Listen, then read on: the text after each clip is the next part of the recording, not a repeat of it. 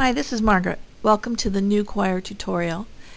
The purpose of this tutorial is to help those of you who are new to reading music to understand the musical scores that we use in our rehearsals.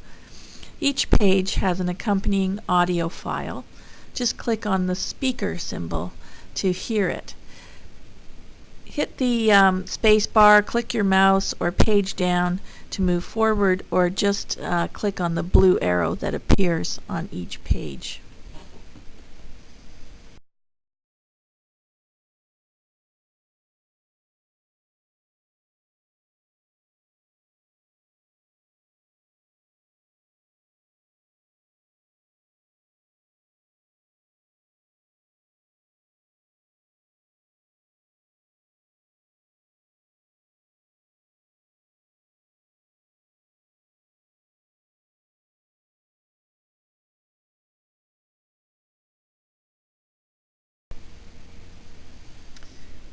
Rests are just as important as notes. They indicate when we are not singing. Usually Scott will say something like off when we hit a rest, and you should be watching him closely to not hold the note too long. For each type of note, there's a matching rest. This slide shows a whole rest, which matches the time value of a whole note.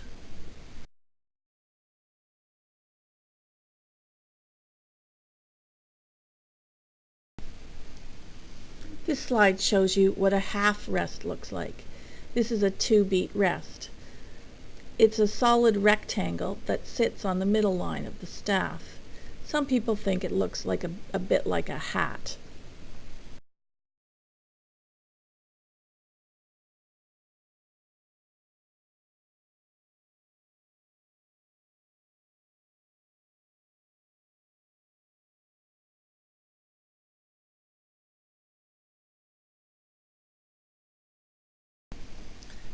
This slide shows a quarter rest.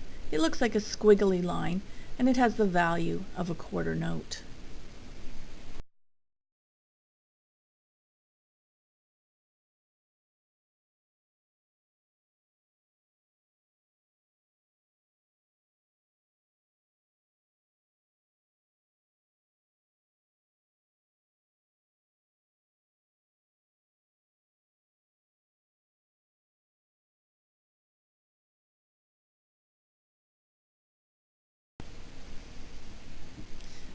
This is an 8th rest.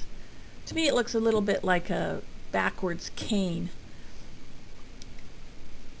It's a line with a little hook on the end of it, and it looks like the 8th note in the sense that it has this one tail on the stem of the rest.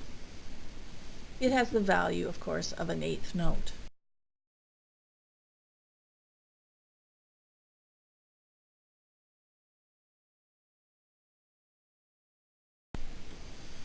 Well, you should be catching on by now. This is a 16th note, and it has 2 little hooks on the stem to indicate that that's what it is. It has half the value of an 8th rest and matches the value of a 16th note.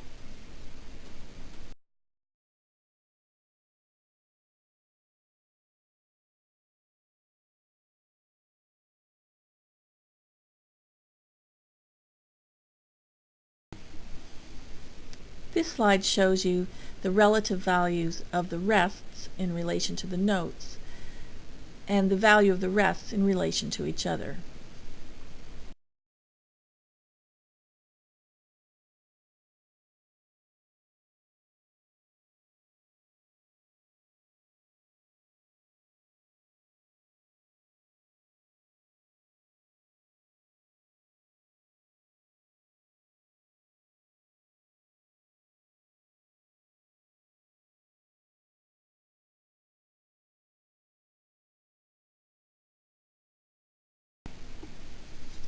One way that we can change the time value of a note is that if we tie it to another note.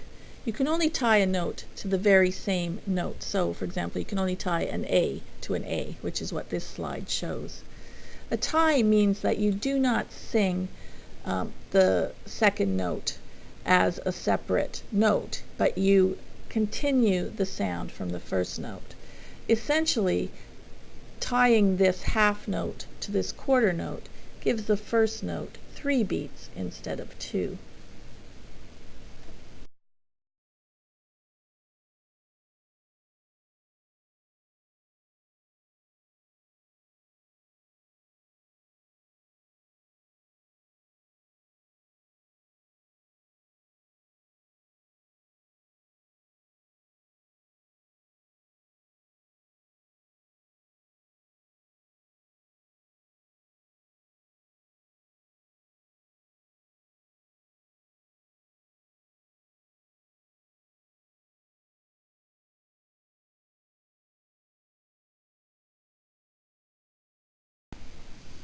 Another way we can change the time value of a note is to put a dot on it. What a dot does is adds half of the value to the note to the time value of the note. So for example, in this slide, we have a half note with a dot. That gives the note the value of a half note, which is 2, plus the value of half a half note, which is a quarter. So altogether, this note has a value of 3 beats. In the second bar, we have a quarter note with a dot, which means it's worth a quarter note plus an eighth note. It's the very same time as the next set of notes, which are tied. The eighth note tied to the quarter note is worth the same time value as a quarter note with a dot.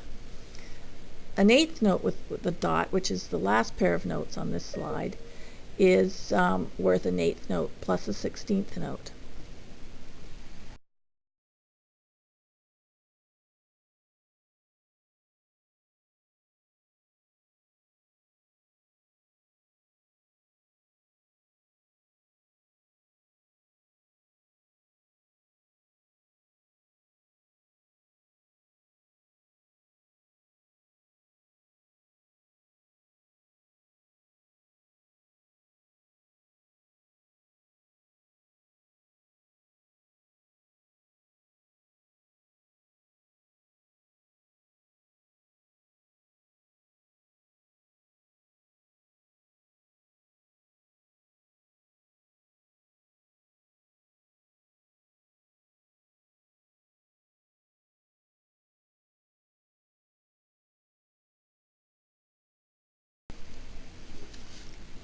This slide shows you how the use of ties and dotted rhythms is used in one of our songs and can get quite complicated.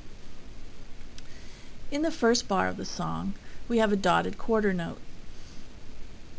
In the second bar of the song, we have a dotted half note, which is looks like it's tied to that F that's an eighth note, but it's not. That's just that line is indicating a phrase. It looks a lot like a tie, but when it's between two different notes, it's likely a slur or a phrase. We also have, at the end of that second bar, the F tied to an F across a bar. That means that you give that note the value of a quarter note because we have 2 eighth notes tied together. At the end of the bar, we have an eighth note tied to a quarter note, which gives it the value of a quarter note plus an eighth note. And then we have a half note rest.